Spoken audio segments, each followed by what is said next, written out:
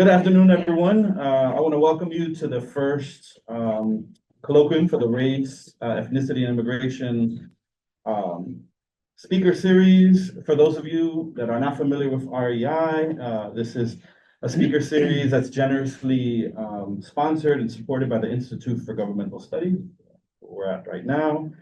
We have a really exciting set of speakers to come, and also next semester. So absolutely invite you to continue to attend these talks.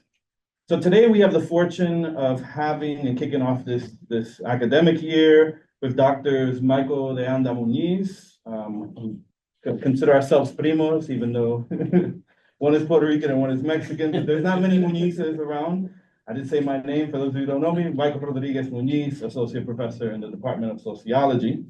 So we have Dr. Michael Anda Muñiz and Andy Clarno, two members of the Policing in Chicago Research Group, an activist research collective that provides research support to social movements and transformative justice organizations.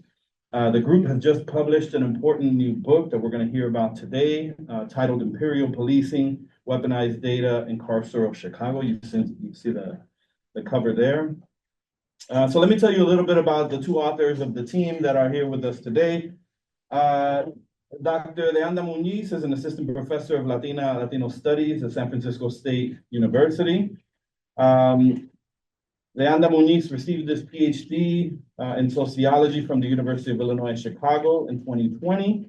His research interests include culture, art, community engagement, space, and resistance. He's published articles on both his research and pedagogical practices in the Radical History Review, Latino Studies, the Journal of Public and Professional Sociology, and other outlets, as well as contributed to several edited volumes.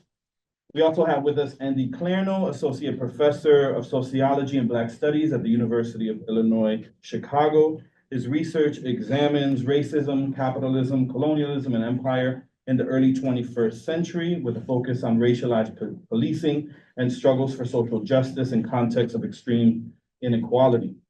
Dr. Clarno's first book, Neoliberal Apartheid, published by the University of Chicago Press, traces the shifting dynamics of racial capitalism and settler colonialism in South Africa and Palestine, Israel after 1994. His book received two book awards from sections of the American Sociological Association. And he's also published in various journals such as Ethnic and Racial Studies, Social Problems, and Antipode. Really excited for us. I think maybe this might be one of the first sort of public events about the book, if not the first one. So we're really excited to learn about this project. The substance of it, but also the methodology behind it, I think is really significant for us to be able to engage. So join me in welcoming Professors de Anda Muñiz and Clarno.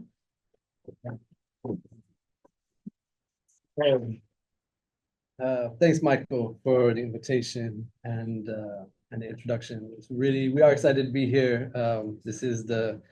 We've given lots of teach-ins and met with community organizations and talked about the book in a variety of forms, but this is the first about the work for the last several years in a variety of forms, but this is the first book talk since the book came out. So thank you, and thanks to Ezra and Mary and Don for all the work setting this up. So we wanna begin by acknowledging that we are at war. The United States is fully implicated in Israel's genocidal war against Palestinians, its expanding assault on Lebanon, and its attacks on countries throughout the region. Along with weapons, funding, and political cover for Israel, the U.S. has deployed aircraft carriers to the Middle East, carried out military attacks in Yemen, Syria, and Iraq, vetoed multiple UN ceasefire resolutions, and suppressed solidarity movements across the United States. In this talk, we also use the language of warfare to describe joint police operations targeting Black, Indigenous, immigrant, and diasporic working class communities in the United States. And we don't use that language lightly. The carceral structures of the US empire state are vast webs of repressive and disciplinary agencies with similar but distinct missions that carry out overlapping, interconnected projects. These webs of imperial policing crisscross the globe and congeal in context-specific formations to pursue joint projects that we refer to as police wars. Our book analyzes the three principal police wars in 21st century Chicago: the war on crime, the war on terror, and the war on immigrants. We see these as windows into the local formations and the global networks of imperial policing. The war on crime is primarily an effort to contain the Black poor rendered disposable by white supremacy and neoliberal restructuring. The war on terror is an imperial project to support US hegemony in the Middle East, corporate access to inexpensive oil, and Zionist rule in Palestine. And the war on immigrants is a project to control the flow and regulate the subjectivity of people seeking opportunities in the imperial mainland after being displaced from the global South. These three police wars are deeply intertwined. Recent advances in data production and analysis have transformed police strategies in the 21st century. Local and federal agencies use high-tech surveillance equipment to compile massive databases.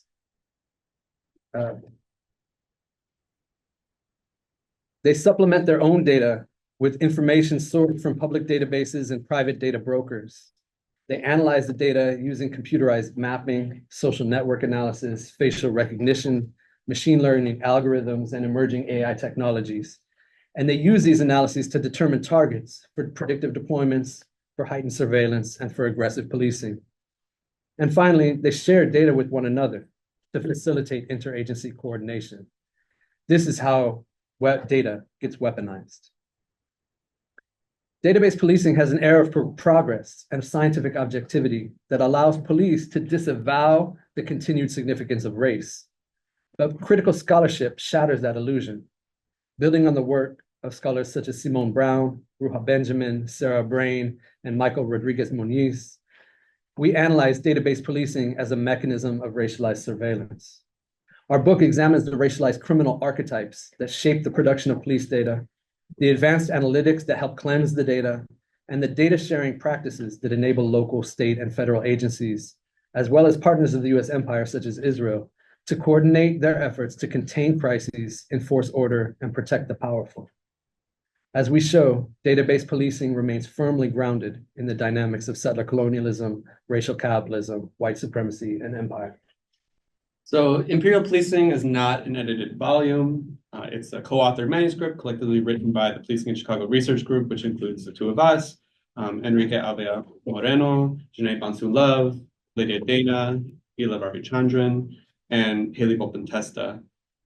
We are an activist research collective composed primarily of current and former graduate students at the University of Illinois at Chicago. We produce research in support of campaigns organized by abolitionist social movements and transformative justice organizations, as Michael said in our introduction. We take direction from local organizers, and we set out to understand how database policing, including high-tech surveillance, massive databases, predictive analytics, data sharing, has impacted communities of color in Chicago. To conduct our research, we use a combination of interviews, archives, FOIA requests, and quantitative data analysis. We also facilitate youth-led research projects carried out by young people at grassroots organizations. We share our research findings with organizers and community members through meetings, teach-ins, and public reports, and our partners draw on this research as they develop and implement campaigns against criminalization, deportation, and surveillance. Our work emerges from the specific location of Chicago, Illinois. Chicago holds a unique, conspicuous, and contradictory presence within national and international political discourse. For right-wing talking heads, it's the epitome of urban violence and chaos that results from democratic leadership, soft on crime policies, and sanctuary city policies. It seems as if gang violence and gun violence and various other property crimes are constant threats to the safety of everyone who lives in or even visits the city. For local political and business leaders, Chicago is portrayed as the ideal global city where one can truly enjoy an upscale urban lifestyle, whether for business or leisure. Chicago's cultural diversity, whether that be food, music, sports, theaters, museums, etc. The corporate community, transportation hubs, and endless amenities make it an ideal place in which to live and invest. However, what's often obscured by these seemingly incompatible visions of Chicago are the deep connections between the economic and political aspirations of the elites and the everyday lives and struggles of Chicago's marginalized communities. One of the most important connections is the expansion and aggressive role of local law enforcement, federal immigration authorities, and national security agencies in upholding a highly unequal social order. Policing in Chicago is part of a larger national and global project that we call Imperial Policing. Just want to make sure. Since the 1960s, every liberal effort to reform the Chicago police to make it less racist or less oppressive has incorporated the technocratic assumption that more technology and better data can improve crime control and solve the crisis of police legitimacy. In the 1960s, professionalization introduced squad cars with radios and computers. In the 1980s, neighborhood watch groups start working with CPD to develop early versions of computerized crime mapping. This led to the 90s emphasis on community policing and an increase in data sharing between city agencies, and the more recent focus on body-worn cameras and drones. None of these reforms have made policing more just or accountable. All of them have expanded the CPD's capacity for high-tech racialized surveillance.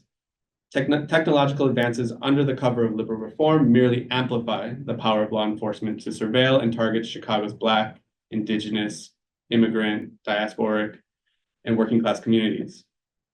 They also feed the technology corporations at the forefront of surveillance capitalism, whose profit model is grounded in the commodification of data. And so race liberal reformers therefore built the foundation on which CPD established its system of high-tech policing.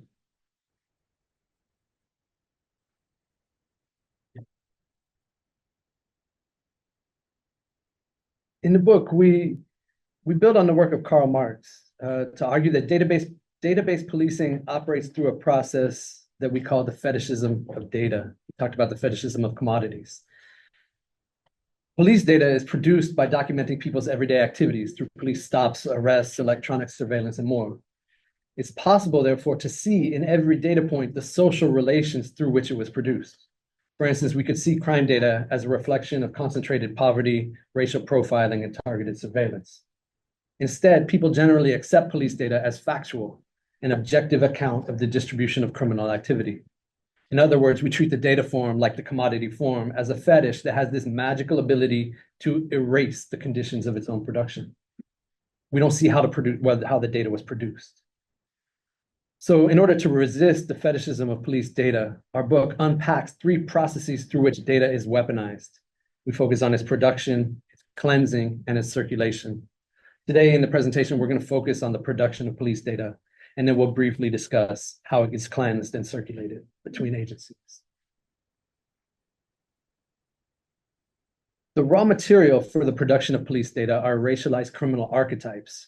Each of the police wars that we focus on is grounded in a specific archetype: the gang member, the terrorist suspect, the illegal alien.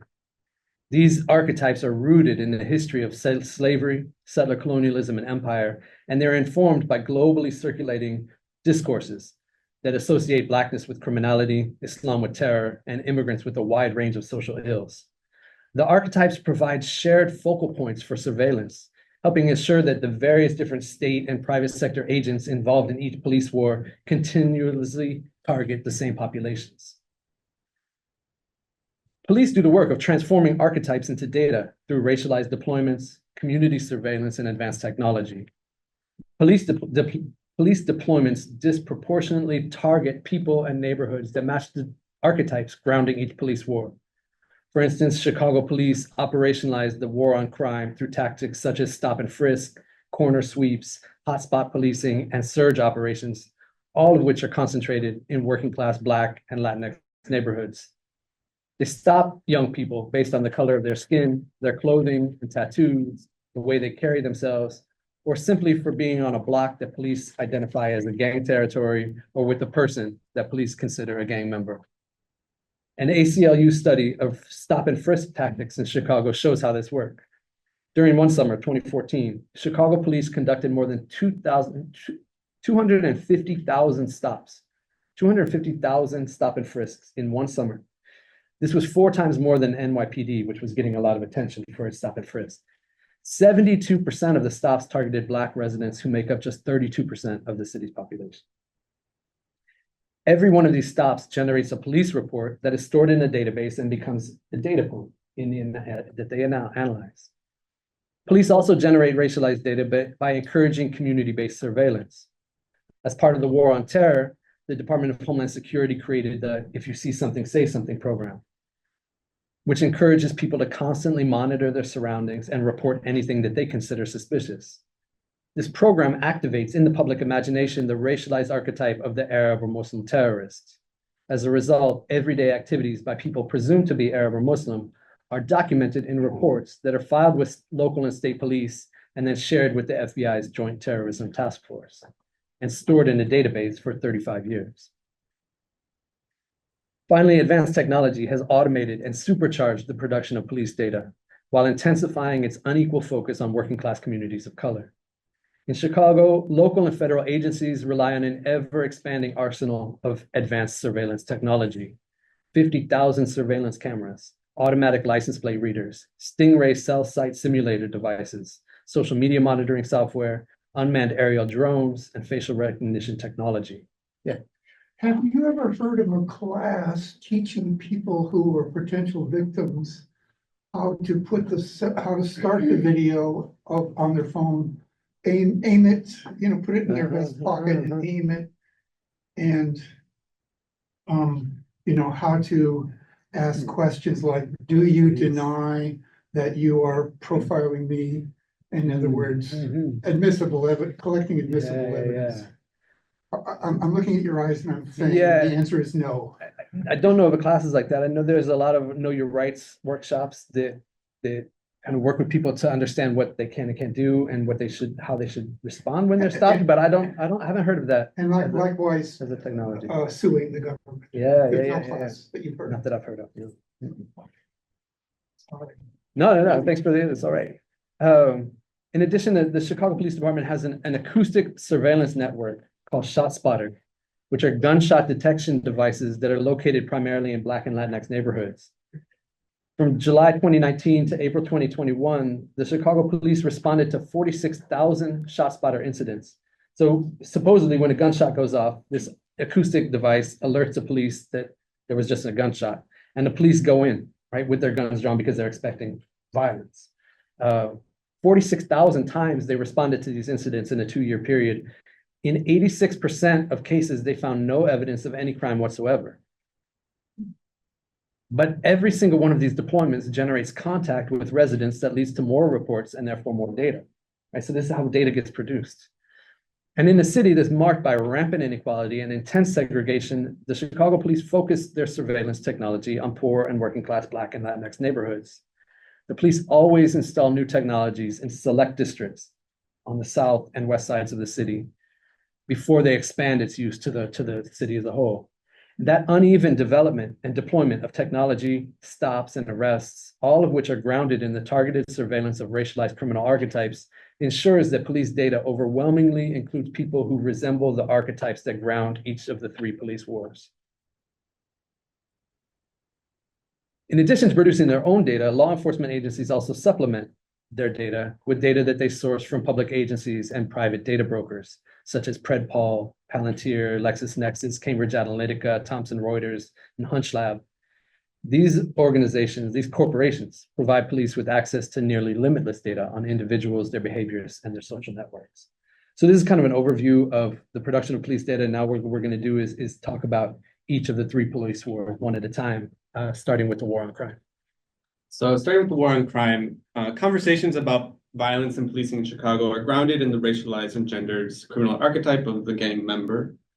Former Chicago Mayor Rahm Emanuel, for instance, regularly referred to young people as gangbangers. According to a defense lawyer we interviewed, gang member is a magic word that makes everything okay, right? If you say someone's a gang member, anything can be done to them. Whatever the police want to do is justified if the person is identified as a gang member. And so the image of a gang member is based on the most enduring criminal archetype in the United States, what Catherine Russell Brown calls the criminal Black man. The archetype is a mechanism of dehumanization that erases the complex subjectivity of young people and the structural conditions and inequalities they navigate. Young people that we worked with shared numerous stories of being stopped by police just because of the way they look. Their race, their age, their gender are these primary determinants. A young Black man, for instance, described a summer before he turned 18 when police stopped him 5 or 6 times in a month. Each interaction can land a young person in a gang database. Police People also discussed receiving gang designation based simply on who they were with or where they were hanging out.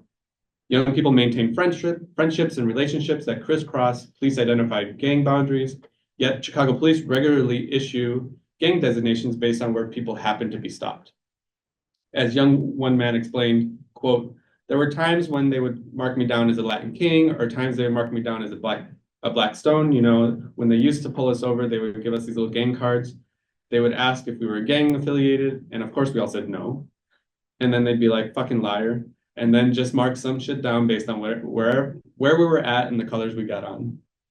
The weaponization of data for the war on crime intensifies racialized surveillance, state violence, and community violence. The young people the PCRG worked with that they have to navigate on a daily basis. So in 2012, the Chicago Police Department rolled out the latest innovation in predictive policing called the Strategic Subjects List, or the SSL, designed to identify individuals likely to become involved in gun violence. The SSL used an algorithm to analyze the CPD's extensive data system and produce individualized risk scores on a 500-point scale. Higher scores were meant to indicate the increased likelihood that the person would become, quote, a party to violence, either as a shooter or as a victim. The result was a ranked list of individuals that the algorithm determined were at heightened risk for violence, which then police commanders used to identify people for targeted interventions and even enhanced prosecution. So while we highlight these institutional and large-scale practices of policing, it's important that we not lose sight of the real human consequences of all of these wars. Unfortunately, as we witnessed, this increased targeting leads to the premature death of our community members. PCRG members Andy and Haley worked with gang-involved youth to develop a youth-led participatory action research project.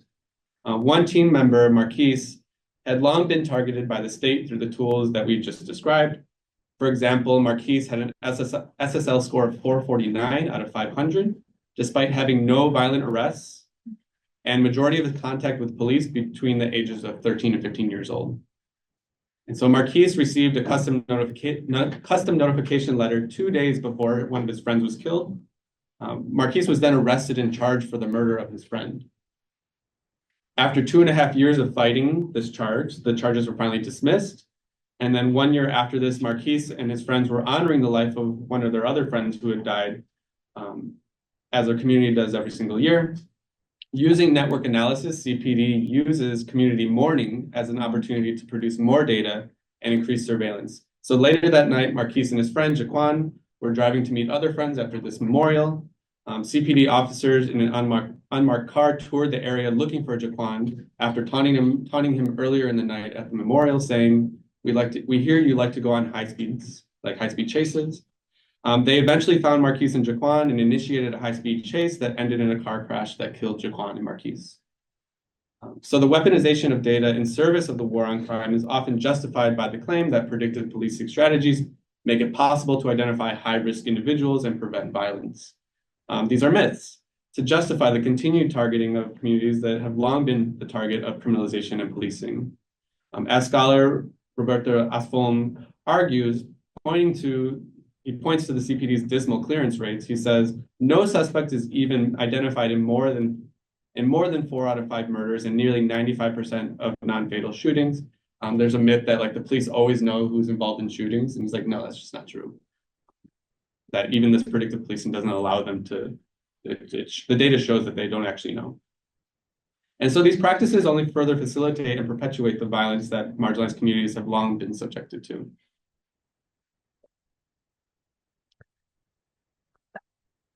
I'm going to talk about the war on terror for a few minutes. In Chicago, movements for Black, Palestinian, and Puerto Rican liberation have all been labeled terrorists over the last 50 years. But during the 1990s, the shift from the Cold War to the so-called war on terror transformed the racialized figure of the Arab Muslim terrorist into one of the primary threat discourses within the United States. That's fueled the global expansion of carceral and military networks over the last 30 years. As part of the war on terror, the Department of Homeland Security established the "If You See Something, Say Something" campaign. Now, whenever somebody calls up to report something that they consider suspicious, police create a document called a suspicious activity report. That's the document that's associated with the "If You See Something, Say Something" program. Suspicious activity reports are collected and reviewed by analysts at a fusion center, which is a high-tech surveillance center that's operated by local or state police and staffed by officers from multiple law enforcement agencies. Through FOIA requests, we gained access to 235 SAR, suspicious activity reports, that were filed in Illinois between 2016 and 2020. And what became clear in our analysis of these documents is that because of the overwhelming association of Arabs and Muslims with terrorism, the majority of SARs involve suspicions about people who are presumed to be Arab or Muslim. So for instance, in June 2016, a concerned citizen reported seeing two men and a boy, all of whom appeared to be Middle Eastern, sitting on a bench at a train station. The CTA is the public transit system. They were sitting at a train station during rush hour. The group had exited a train. They sat on a bench for 15 minutes, then they got up and left. But this concerned citizen thought that was suspicious and called up to report this time. Just a couple of days later, security contractors for the Art Institute submitted a SAR after a witness came up to them and said that they had observed two males, possibly Middle Eastern, holding what looked like a hand-drawn map. Both men had, quote, medium olive skin complexions. That same year, police received reports about a man with a Middle Eastern accent who called a fertilizer store, two Middle Eastern men who spoke Arabic at a gun shop, four Middle Eastern men who spoke Arabic while purchasing shoes. And in that last incident, the police analysts at the Fusion Center determined that purchasing shoes constituted a potential nexus to terrorism. The most common pattern, though, in the SARs that we looked at is about photography. People submitted SARs after observing people that they identified as Arab or Muslim taking photographs of all kinds of things: churches, trains, fire stations, the state capitol, the Art Institute, and other locations. In September 2016, during the Major League Baseball playoffs, a man reported, quote, a suspicious male individual, possibly Middle Eastern, at the L station across from Wrigley Field. The suspect, quote, appeared out of place while taking various photographs and was typing or texting, possibly in Arabic. This was the year that the Cubs won the World Series. This is September, right? During the lead up to the World Series, can you imagine how many people were taking pictures of Wrigley Field? But one person was reported as suspicious, right? Out of the 235 SARs that we reviewed, 15 were about people taking photographs, but either Arab, Muslim, or Black people, usually Black Muslims. In addition to criminalizing everyday behavior, SARs are also used to suppress political critiques of US foreign policy in the Middle East. In 2017, for instance, the Illinois National Guard contacted Chicago police to report a former US soldier who posted on social media that, quote, I realized I was an oppressor while deployed in Afghanistan. And since that time, he says he had become an anarchist, abolitionist, anti-capitalist, anti-imperialist. One of the most egregious SARs that we reviewed involved a student carrying a flyer related to the Boycott, Divestment, and Sanctions campaign, BDS campaigns, that is set to isolate Israel for violating Palestinian rights. In 2019, somebody turned in a backpack to Lost and Found at a local college.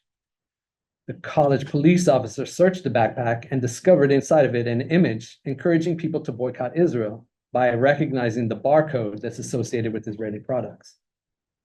The officer then identified the student who owned the backpack, questioned him about his contents, and then reported him to state police. So what these examples show is that the deputization of individuals to participate in the war on terror, this community-based surveillance, it relies on and activates the racialized archetype of the Arab Muslim terrorist. It also criminalizes Palestine solidarity and anti-imperialist critique. So the state expands surveillance by inculcating a racialized definition of who and what is suspicious, and then encouraging individuals to monitor and report on one another, with particular attention to people that seem to match the archetype. The third war on immigrants, for community members who are undocumented, weaponized data informing the war on immigrants separates families and exacerbates vulnerability to state violence, exploitation, and even expulsion. In 2012, Mayor Rahm Emanuel and the Chicago City Council passed the Welcoming City Ordinance, a sanctuary policy that aimed to, quote, make Chicago the most immigrant-friendly city in the country. Under the WCO, no city agency would ask questions about, disclose information regarding, or condition city services on people's citizenship status. It also prevented the CPD from detaining people due to immigration violations or providing ICE access to or information about people in CPD custody. However, there were 4 exceptions written into this ordinance. CPD would work with ICE if the person, 1, had an outstanding criminal warrant, 2, has been convicted of a felony in any court of competent judges, 3, is a defendant in a criminal case in any court of competent jurisdiction where a judgment has not been entered and a felony charge is pending, and 4, has been identified as a known gang member either in a law enforcement agency's database or by their own admission. These policies create a good/bad immigrant dichotomy in which the criminal alien archetype may be deployed to justify incarceration and deportation of community members. And so I want to focus on that 4th exception, being that if you are identified as a gang member in a law enforcement agency's database or by one's own admission. But as many young people told us, there's no way we would ever admit to the police that we're in a gang. Like, that doesn't happen. And so really the former illustrates the power of police to produce data to criminalize and target undocumented residents. And so the CPD maintains multiple gang databases, the 2 most important of which are the gang arrest card database and the investigatory stop report database. So whenever the police arrest a person whom they determine to be gang affiliated, officers complete a gang arrest card, which indicates the person's gang faction, their known hangouts, and whether they self-admitted to gang membership. According to the Inspector General's 2019 report of the CPD gang arrest card database included more than 134,000 people, and 99.84% of those were added at the discretion of a police officer, which does not require any evidence to support their decisions. According to Inspector General, 88.18% of people in the gang arrest card database self-admitted, which again, young people who are in gangs, there's no way we would ever admit that. That doesn't happen. In this database, police would often fabricate occupations for people such as scumbag, criminal, and just black. The database included people who were listed as 118 years old, 132 years old, or even listed without gang affiliation. And so despite the many errors in the database and the racist roots of one's inclusion, the information in these databases is often presented as irrefutable fact. Right? This has major implications for undocumented community members. For example, in March 2017, ICE raided the home of Chicago resident Wilmer Catalan Ramirez, where he lived with his wife and 3 children. After they dragged Wilmer out of bed, agents asked him, "Where are the guns and the drugs?" Wilmer had to be taken to the hospital with a dislocated shoulder, a fractured clavicle, and a head injury that resulted from his violent arrest. While at the Immigration Detention Center, an ICE agent asked, "Do you know why you're here? You're in a gang, right?" That's the information that we received from the police. So they're telling him, "We got this information from the police that you're in a gang. And that's basically why we dragged you out of bed." That was the first time that Wilmer had learned that he was identified by the CPD as a gang member. In fact, Wilmer was listed as a member of 2 separate rival gangs in the gang database. The first designation happened in 2015 when Wilmer was outside a neighbor's home speaking with a friend. The CPD had designated that area as a hotspot and deployed extra officers to target drug sales and gang activity in the area. The officers indicated on the contact card that Wilmer, quote, was loitering with another individual in a known Latin Saints street gang/narcotic area, while also being in an area of recent gang violence. Wilmer was added to the database as a Latin Saint. His second designation came a year later, when Wilmer had drove past an officer that he had encountered earlier that year, and the officer knew that he was undocumented, so he quickly parked his car and got out before the officer could pull him over for driving without a license. The officer stopped him anyway and charged him with failing to stop at a stop sign and driving on a suspended license. The officer marked him down as a, quote, criminal alien and indicated that he was a member of the Satan Disciples, a rival to the Latin Saints that he was listed in the year before. And so because of this, Wilmer was assessed as a priority 1 target for deportation. Wilmer's inclusion in the gang database resulted from the criminalization of geography, his associations, and even just the way he looked. Even when Wilmer was hit by a stray bullet while leaving a restaurant, he, the victim, was accused of being a gang member. Luckily, as a result of community organizing, CPD and ICE admitted that there was no evidence to designate Wilmer as a gang member in their databases. He was released from detention and protected from deportation while awaiting his application for a U visa that resulted from his gunshot wound. Despite this, Wilmer remains in the gang database with a link, and there's a link to a letter saying, oh, there's no evidence of this, but yet he still remains marked as a gang member within the gang database. Yeah. So, right, having kind of focused on the production of data, now we wanted to kind of turn and talk about the other two processes that we analyze in the book. And this will be a little more brief. But, so the data that police produce are then stored in databases and processed through advanced forms of data analysis. And this is what transforms data into a weapon that police can use to wage their wars. Cleansing the data is key to its weaponization. And so too is the circulation of data through the webs of Imperial Policing. We won't have time to get into all the details, but I do want to kind of briefly talk about both cleansing and circulation of data. So data cleansing involves transforming data into objective facts by erasing the conditions of its production. The process begins when data are stored in a police database. So as Michael mentioned, the Chicago Police Department's gang arrest card database marks more than 134,000 people with the label gang member. Just for comparison, the state of California has a gang database with around 100,000 people. So 134,000 just in the city of Chicago alone. It's massive. This is a massive, massive database. 95% are Black or Latinx. Similarly, 77% of the people whose racial identity is listed in the suspicious activity report database are people of color, and 54% are identified as Arab, Muslim, Middle Eastern, or quote, olive-skinned. But rather than describing why these individuals were tagged as gang members or terrorist suspects, the databases just simply treat the categories as facts. The production of the data magically disappears. And then, on top of that, advanced tools of data analysis further conceal the production of data while enhancing the air of scientific objectivity. So Michael talked about the strategic subjects list, the SSL, which the CPD introduced in 2012. The algorithm produces these individualized risk scores on a scale of 1 to 500, right? That talk about the likelihood that a person is going to be involved in gun violence.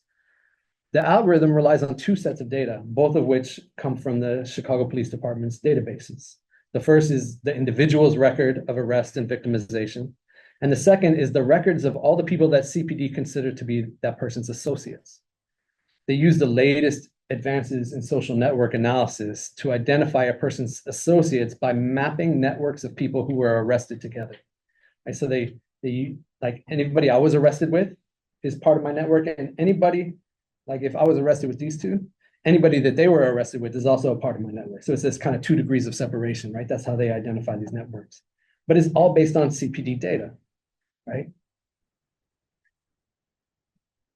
The police like to insist that the SSL provides objective guidance about who to target, but the claims mask the fact that the SSL was based entirely on CPD data, which is collected through this history of discriminatory stops, arrests, and other practices.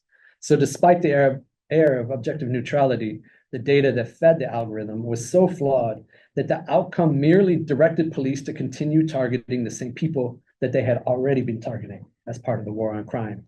After a negative review by RAND in 2019, the CPD quietly stopped using the SSL because of that.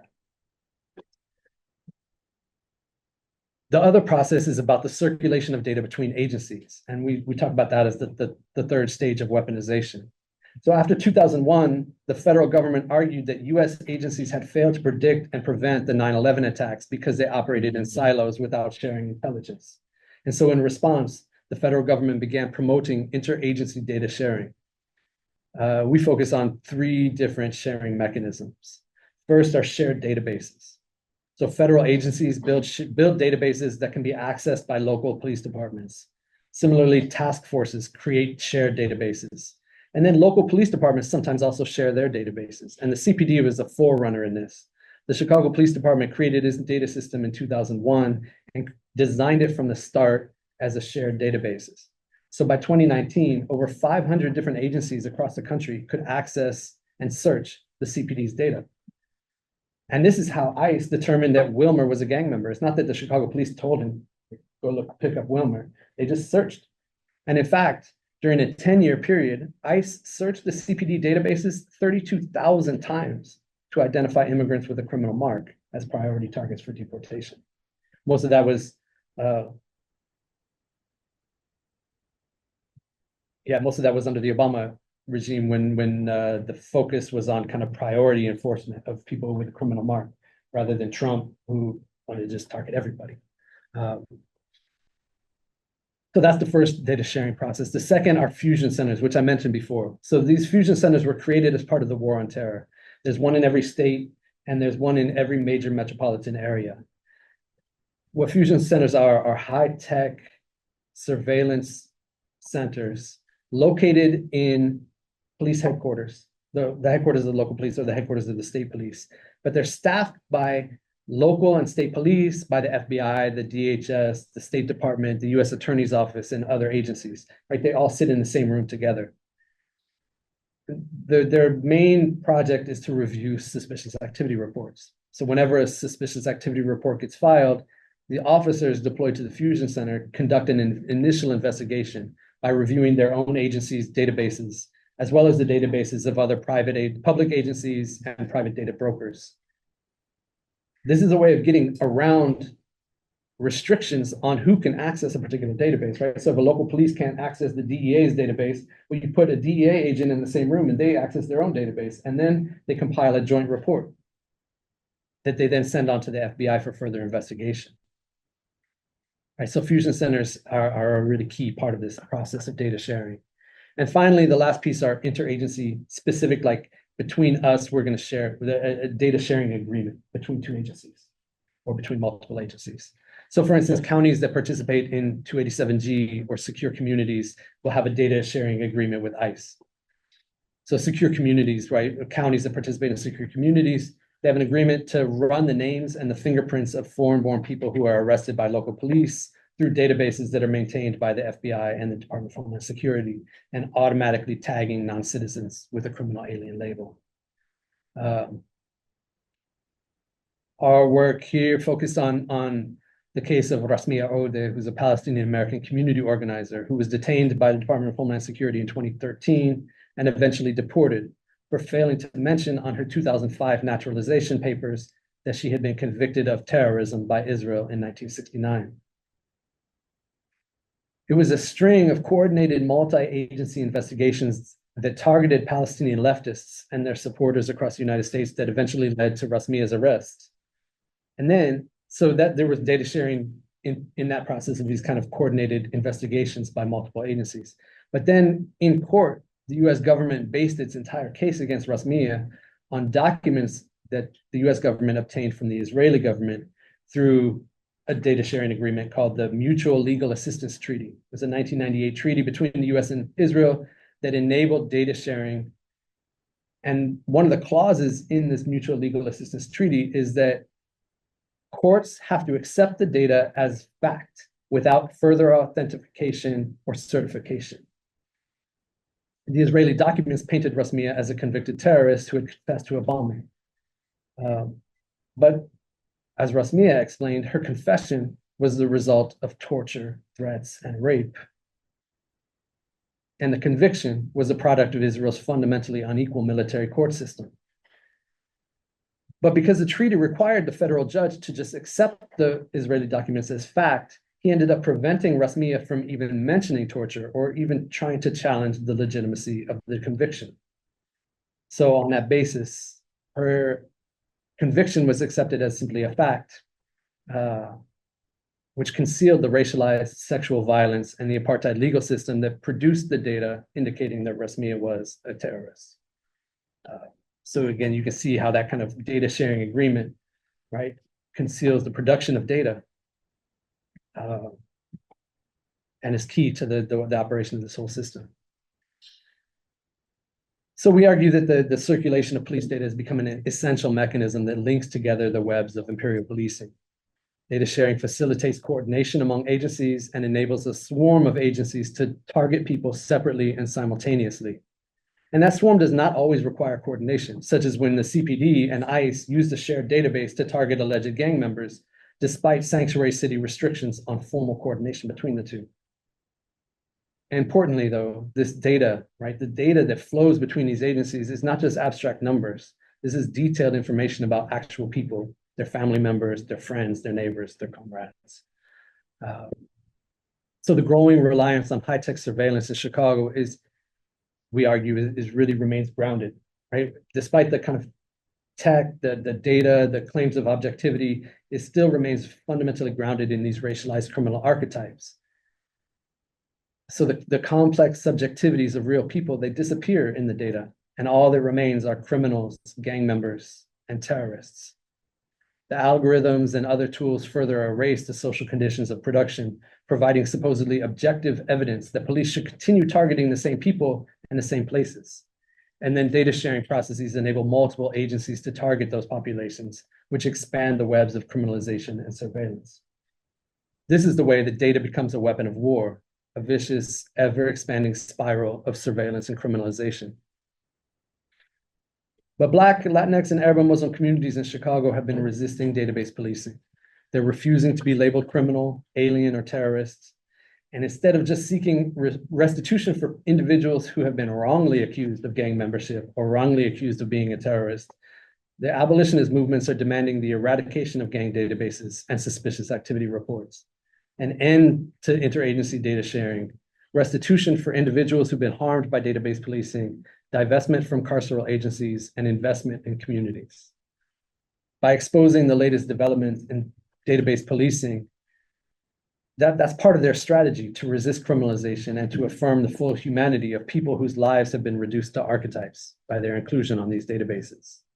And we believe that these movements help us envision a pathway to abolition through the erasure of police databases and the affirmation of full humanity for people who are targeted by police. And so for the sake of time, we're not going to go too deep into our methodology, but we're definitely open to questions about our methodology and our methods. And so our research was informed by a methodological praxis that we call counter-surveillance abolitionist research. It names our commitment to abolitionist politics and turning our lens back on the state in solidarity with those resisting criminalization and policing. Conventional research often requires a neutral, disconnected researcher who seeks to produce knowledge primarily to advance scholarly debates. Oppressed communities and movements are often the research subjects or focus, but never really see much benefit from the research findings. In contrast, our praxis prioritized and was fully dependent on the interests and needs of our movement partners. Our research questions were not driven by the scholarship or by existing theories, but more by the practical needs of our partners. We went into these meetings with partners saying, what's important to you? Not saying, here's some questions we want to answer. Hopefully it helps you. And so, for example, our decision to create the YPAR projects with young people emerged from the interests of those young people who were already working with and a recognition of the value that they had as knowledge producers in their own right. And so it was only after the needs of our partners had largely been met that we decided to write this book that we're talking about today for broader audiences. Overall, we operated as a collective in which each of us had a voice in and a responsibility to the direction of our work. We regularly held open collective dialogues to address problems, tensions, or a few, concerns, contradictions, and critiques. This also allowed us to develop a shared set of political and ethical commitments. Our methodology also allowed for multiple projects to operate simultaneously, which is what informs this book. Using this both and approach and both and understanding of our work allowed our work and ourselves too, because there are some of us who are thinking, oh, am I a researcher? Am I an organizer? It allowed us to actually do multiple projects that strengthened each other. They weren't operating in silos. And it allowed the internal tensions and messiness of doing this type of work to be generative instead of something that had to be resolved completely. Lastly, maintaining ongoing dialogues with our community collaborators, having organizers on our research team, developing YPAR projects, and actively participating in campaigns and community events such as teach-ins and workshops allowed us to navigate and disrupt dominant academic/community divisions. Throughout our work, we have committed to the belief that another world is not only possible, but necessary. This requires us to reject hegemonic narratives around innocence and guilt and emphasize the full complex humanity of criminalized communities. We'll just end with a few comments about the kind of significance and takeaways. The book attempts to situate Chicago globally. Although the details will always differ, many of the same agencies, discourses, technologies, and databases will shape policing in other locations. When we talk about the webs of imperial policing, we're talking about the way that there's distinct combinations of carceral agencies that come together to wage police wars at different geographical scales and in different locations. But the formations are articulated together into a complex unity that's what we refer to as the webs of imperial policing. We recently learned that 5 universities here in the UC system, including Berkeley, have received approval to purchase new military equipment, including breaching rounds, bomb robots, long-range acoustic devices, and drones. Love to think together with you about local formations of imperial policing on campus and in the Bay Area more generally. In Chicago, the movements that we work with are really focused on exposing the latest developments in database policing. They're working to defund, dismantle, and abolish state and private sector agencies while also confronting the practices that link these agencies together. So our partners in the Erase the Database campaign have, over the last couple of years, successfully abolished 2 shared gang databases. The expanded Sanctuary campaign has eliminated ICE access to CPD data. So I told you that ICE was able to search that database 32,000 times. They no longer have direct access to the database, although the Department of Homeland Security does, and ICE is part of the Department of Homeland Security. So, I'm sure there's some workarounds there. But the strategy is similar to BDS campaigns, which aim to disentangle the webs that enable Israeli occupation, apartheid, and settler colonialism by cutting off those ties between agencies. In 2020, in April, just this past April, as the genocide in Gaza reached its 7th month, an Israeli investigative reporter named Yuval Abraham exposed that the Israeli military has developed and is using an AI-powered kill list to eliminate Palestinians who were suspected of association with the armed wings of Hamas and the Islamic Jihad. This kill list is generated by an algorithm called Lavender. It's supercharged with artificial intelligence and able to review vast amounts of surveillance data. And what it does with that data is it assigns every person in Gaza an individualized risk score of 1 to 100, with higher numbers suggesting the increased probability that the person belongs to Hamas or the Islamic Jihad. During the first weeks of the war, Lavender marked 37,000 Palestinians as members of an armed faction, and the Israeli military used the list to prioritize targets for assassination. So reading through Abraham's report back in April, I was just struck by the eerie familiarity of this latest techno horror.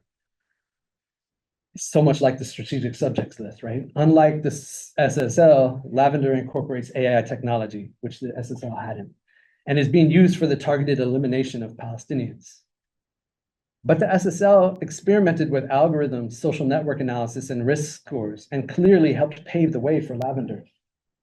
And in fact, many of the technologies that have been developed and tested through the wars on crime, terror, and immigrants here in the United States have become constituent parts of the Lavender list. Gang databases and no-fly lists identify individuals for targeted surveillance. Drones, video cameras, audio sensors, license plate readers, social media monitoring enable constant surveillance. Social network analysis, predictive algorithms, and risk scores add this air of objectivity.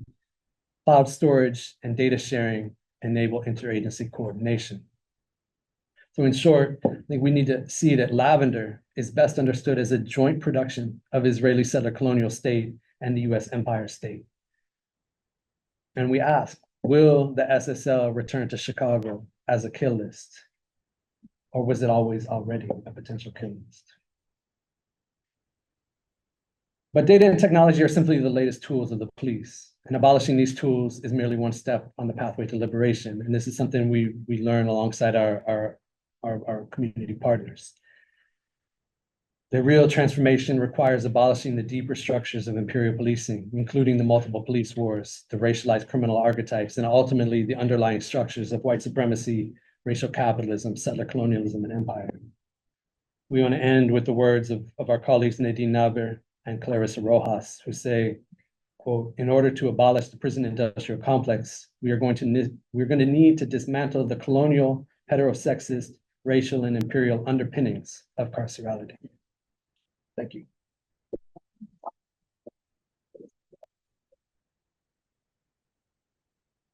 Thank you both. We have about 25 minutes for questions, dialogue, comments. And if also, if you could say your name. Yeah.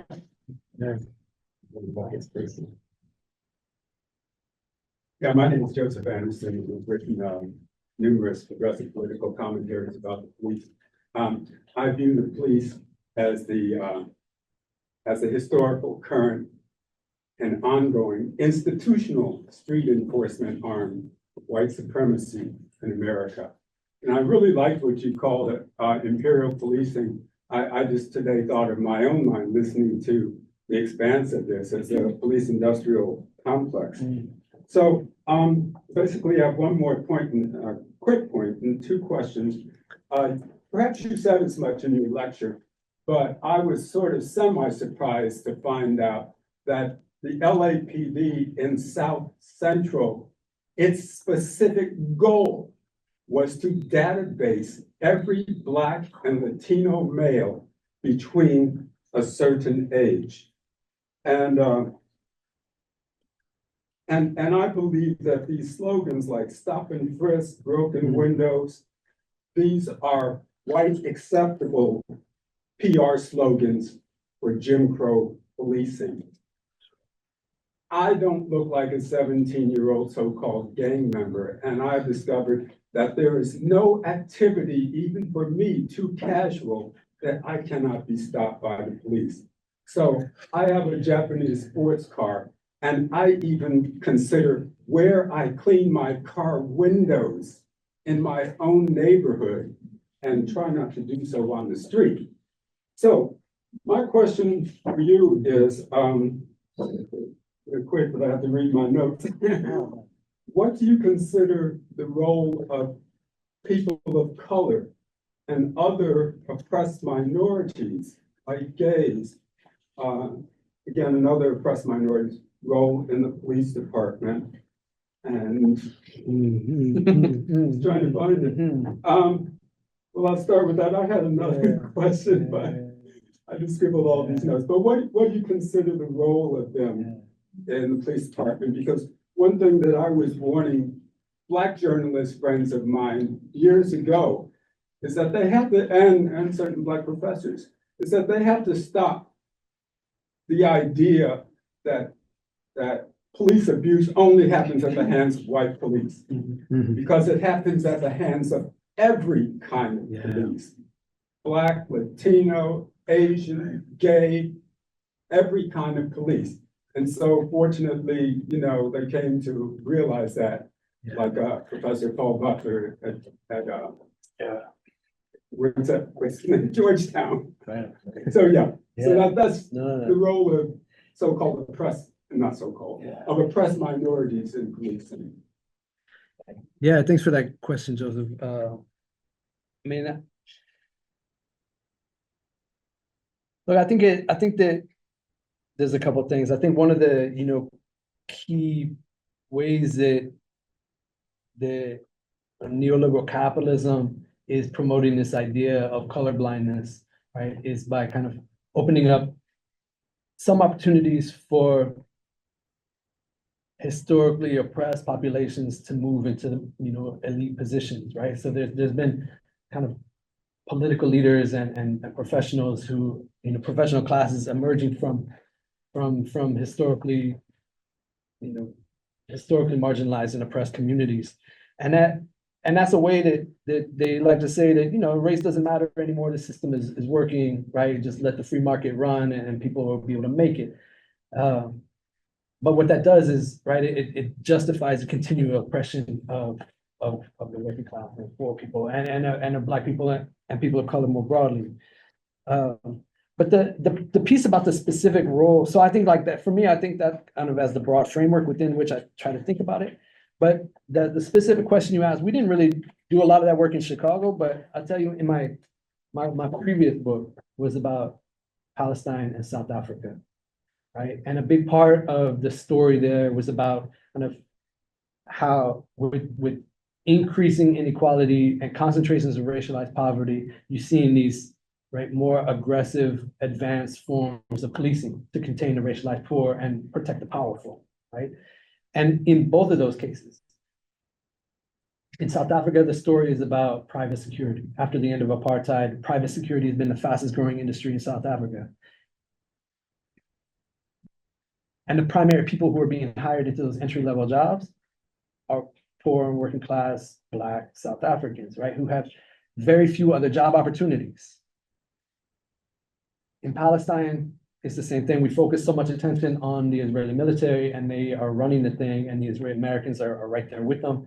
But the front lines of the police forces in the West Bank over the last 20 years, what's happened since the end of the second Palestinian Intifada is that the United States and Israel worked hand in hand to develop and train Palestinian security forces. They get deployed throughout the West Bank alongside the Israeli military. And so whenever kids start to organize and want to confront some soldiers or settlers, the front line that they could face are Palestinian soldiers. Right? The Palestinian soldiers are the ones sent in to push the kids away and to get them out of that confrontation zone. And I think that, like, for me, the dynamic here is that in context where you have growing unemployment and like concentrated poverty, one of the only growth industries is policing and security, right? And so it funnels people of color into the positions where they're in a position just to be able to support their families of having to police people who look just like them, And I think that's like a key part of the system that we see today. I just want to say real fast, the Palestinian Authority has been known as Israel's Precise. security contractor in the West Bank. And the other really quick thing, once you're in these databases, then if the police beat, kill, whatever then they can tell the media he was known to the police. Yeah, that's right. That's right. Yep. It justifies it all. Yeah, thanks for that. Other comments, questions about the book, the approach to abolition, anybody? And also if someone, we have some folks on Zoom too.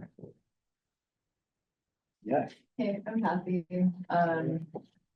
Thank you for this. It's very inspirational to see scholars that are doing work alongside abolitionists in the community.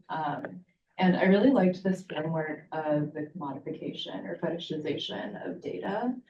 And I was thinking throughout the presentation about the same critique could be leveraged at social sciences in general. And from my understanding, like a lot of these tools that are used by police departments, by other criminal legal agencies, originated in the social sciences, right? Things like risk assessment, predictive policing, et cetera. Police departments and other penal agencies are often contracting with research institutions. I used to work at one to do this type of research that legitimizes and justifies their mission. So I was wondering if in your work you saw sort of the role of people like us in reproducing the power of these institutions, and how are you trying to challenge it? And one of the fundamental things I'm thinking about is like the very idea of the objectivity of data and the production of knowledge. Like, as researchers, are you grappling with that? Yeah, we have a chapter in the book that really dives into this and the roles of both nonprofits, but also universities. I mean, these algorithms are produced by academics. I think at UIC, do we still have CVE on campus? We do again, I think. Yeah. So even like at UIC, the Countering Violent Extremism initiative is taking place on campus, and so there's folks from criminal justice involved, and but you can speak more to. Yeah, I mean, I think Michael's work has really been like inspirational for us for understanding the role of social science and quantification and the role that it plays in all of this. But yeah, I mean, there's real specific stuff. Like in Chicago, it was the early development of computerized crime mapping that the Chicago Police Department developed in the 80s took place in dialogue with academics from UIC and from Loyola University. The whole approach to social network analysis builds on a framework that was developed and published in top sociology journals by a professor named Andrew Papachristos. And he disavowed like what the cops did with it, but they used his like techniques and his ways of kind of that whole idea I was telling you about, right? About like 2 degrees of separation, who's in my network. That was, he pioneered that, he developed it, he showed how it worked, and the cops ran with it. They developed the SSL with a professor from the Illinois Institute of Technology, who had previously, his previous work, he had back in the 1980s, way back in the 1980s, he had worked with the US military to develop algorithms for night vision technology was being like introduced, was being, produced at that time. And he was developing algorithms for night vision technology to be able to differentiate targets from non-targets or whatever. And so, right, these networks connect between the military, the police, the academics. It's all being funded by nonprofits. And then I had one other piece here. Oh yeah, and then now a lot of the work that chapter that we focus on is the University of Chicago has something called the Crime Lab that is like real active in the development and working hand in hand with the Chicago cops to roll out these projects across the community that rely on data to identify people who are most likely to be involved in violence and to they have the kind of like a dual project where they'll like promise them support and opportunities if they agree to put the guns down and leave the gangs behind, but it's always accompanied by the threat of like more aggressive policing, more intense surveillance, and what they call enhanced prosecution, usually, which means federal prosecution in a federal court, which comes with longer sentences if they refuse.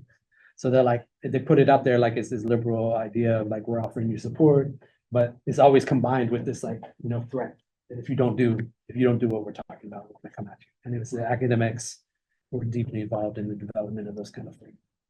Yeah, and I think that's why, as a collective, we're so explicit about our methodological commitments and political commitments, because if you use this language, oh, we're just like trying to produce rigorous science and just do good work and do good research, there's a lot of things loaded into that assumption that we wanted to push away and make explicit, like, this is why we're doing the work that we're doing. We're not here to, like, the book comes after many, many years of doing research that wasn't being published in academic journals. It was for teach-ins, it was for public reports, for testifying in city council, not these academic goals of publication in high impact journals. And so as a group, we had to kind of come to that commitment and be explicit about that commitment. Thanks, Ken. I feel like I'm not quite sure. Say your name. Oh, my name's Sophia.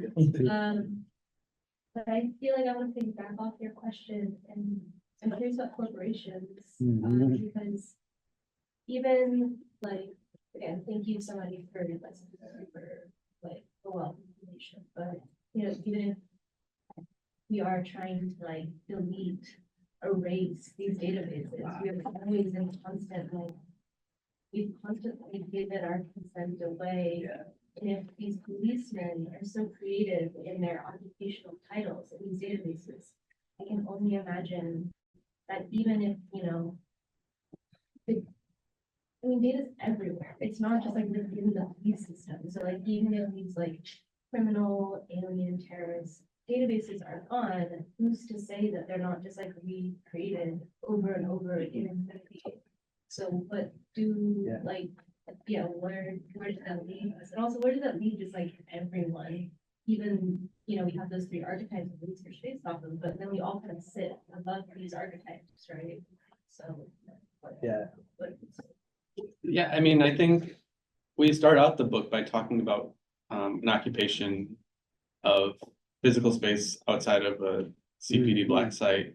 And what the organizers there were trying to do is create an alternative possibility where healthcare was free, food was free, no forms of racism like transphobia, like homophobia was allowed in this. They were creating a new world to be in. And I think for me, that really points to like, yes, getting rid of a database isn't going to make things like solve our problems. And I think even the organizers we're working with were like, yeah, we're not going to celebrate it as we won. But it's about chipping away, but also about building, like abolition is also about building these alternatives for ourselves that actually keep us safe and actually build life-affirming institutions that we're also working those simultaneously, as opposed to saying, oh, if we get rid of this database, they won't make another one. So the ultimate goal, of course, is abolition of these institutions, like across the board. But there's also ways you can chip away and make it a little bit harder for them. But yeah, always to keep in sight what's the larger project we're trying to do, as opposed to like absolutely what you're saying is things that's going to happen. Data is going to be there, so it's a big project that we have to engage with. It's not just about policing; it's our social media. It's how we view each other and talk about each other and connect with each other. It's a really big project, but that's kind of like the abolitionist politic. Is there any workaround? Because that man asked a question around kind of like the surveillance and who watches the watcher. Is there any workaround like the confusion of the data? Like how do we like, yeah, we can't, the data is, you know, they're working towards racing or chipping away. Is there any way that there's like an obfuscation of data? Yes. Yeah. So we don't talk about it in the book, but again, my work is on art, and I think artists are kind of on the front lines of that type of work as well as thinking creatively. And so there was this one artist in Chicago that developed this mechanism that you plug into your computer that when you Google something, it automatically will Google the opposite to mess with the algorithms of Google. And he's like, yeah, if we just make this and everyone has it in their computer, we're overloading the data. We're not hiding our data, we're overloading it. And that was one technique, and he was an artist that was thinking about this. Facial recognition technologies, artists working with makeup and with fashion. I think, yeah, there's definitely people, and for me, being biased towards the arts, I think artists are also providing this opportunities to think creatively about how we want to overload the data as well, not just hide from it, but also overload it as a technique. A few more minutes if anyone has some questions, comments. Hi, I'm Ray. First of all, as was already mentioned, it's a very, very interesting book talk to attend. You talked about many difficult topics very, very well. I sort of understand sort of the stuff that you were talking about.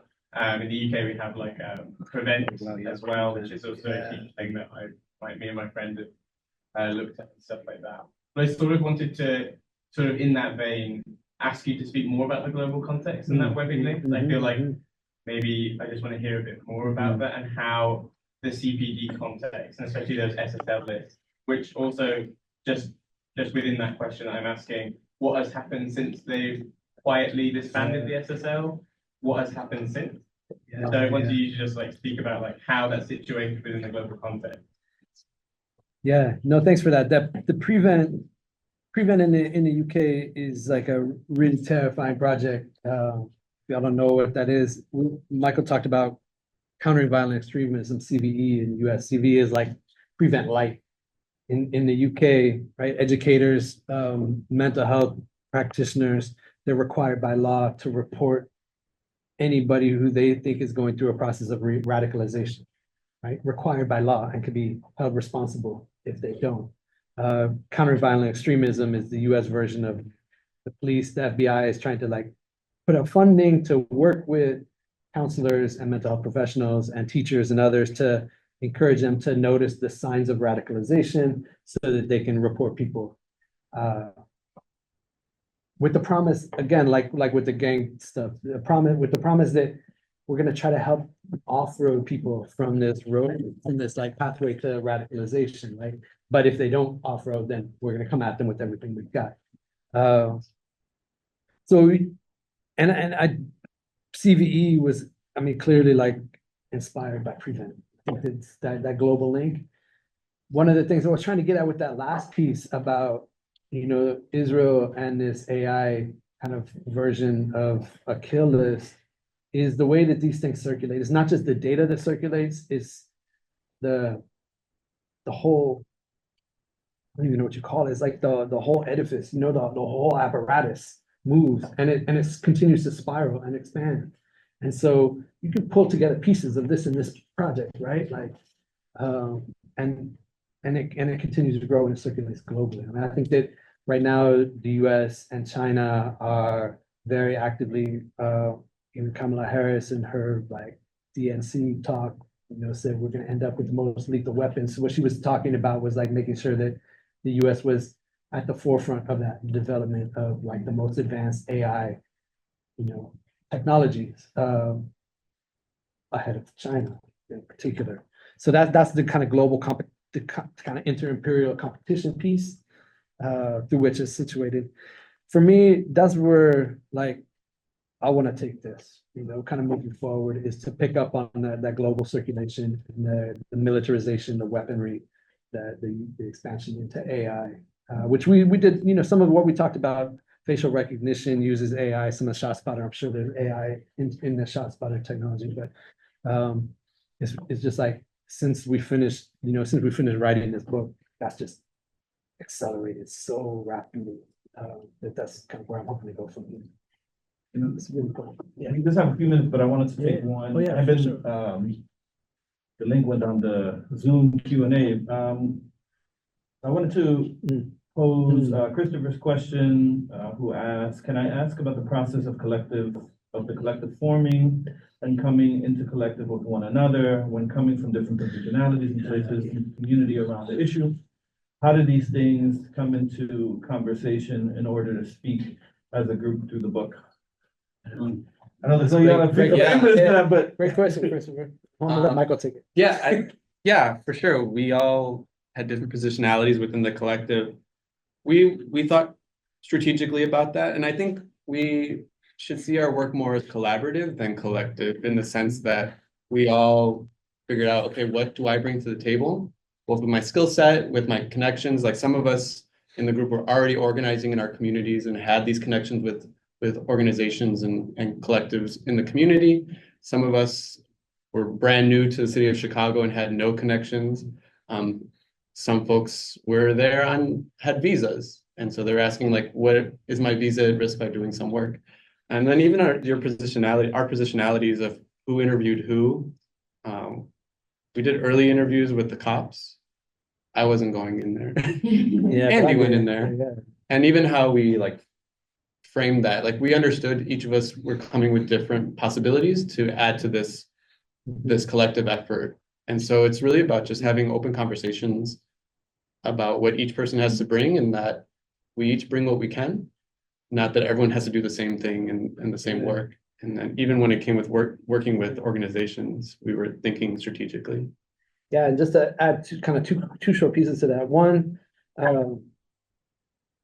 each of the kind of members of the collective led a different part of the research, right? So we were working with the Erase the Database campaign, we were working with Gang Involved Youth, we were working with the Arab American Action Network on projects that they were asking for support, right? And we had different people leading different pieces of that.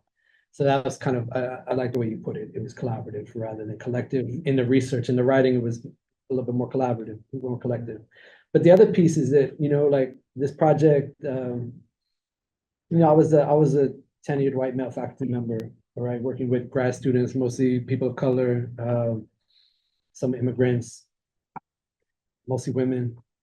And so we try to be real attentive to that dynamic throughout, which there's a power dynamic in academic hierarchies that are hard to like, you can't just ignore them or pretend that they're not there. So it was, stuff we had to work through consistently. But one of the kind of moments that really stands out for me is kind of part of the initial lens was about kind of reaching out and connecting with social movements and organizers and asking them what kind of research support could we provide to their campaigns? What were their campaigns and what kind of support could they need?